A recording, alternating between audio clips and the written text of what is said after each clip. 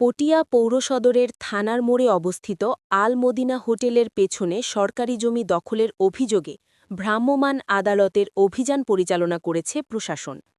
পটিয়া উপজেলা সহকারী কমিশনার ভূমি রয়া ত্রিপুরার নেতৃত্বে অভিযানে হোটেল মালিক পক্ষকে ৫০,০০০ টাকা জরিমানা করা হয় এবং দখলকৃত জায়গা উচ্ছেদ করা হয়। প্রশাসন সূত্রে জানা যায়, ঈদের ছুটির সুযোগ নিয়ে রাতের আধারে লোহার অ্যাঙ্গেল ও ইন্ডাস্ট্রিয়াল টিন ব্যবহার করে হোটেলের কক্ষ সম্প্রসারণের কাজ চলছিল। এ বিষয়ে অভিযোগ পাওয়ার পর মঙ্গলবার ঘটনাস্থলে মোবাইল কোর্ট পরিচালনা করা হয়। অভিযান চলাকালীন সরকারি জমি অবৈধভাবে দখলের চেষ্টার প্রমাণ পাওয়ায় আল মদিনা হোটেলকে ৫০,০০০ টাকা অর্থদণ্ড দেওয়া হয়। একই সঙ্গে দখল করা জায়গা তাৎক্ষণিকভাবে মুক্ত করে সরকারি নিয়ন্ত্রণে নেওয়া হয়। এ সময় আইনশৃঙ্খলা রক্ষায় পটিয়া থানা পুলিশের একটি টিম মোবাইল কোর্টকে সহায়তা করে।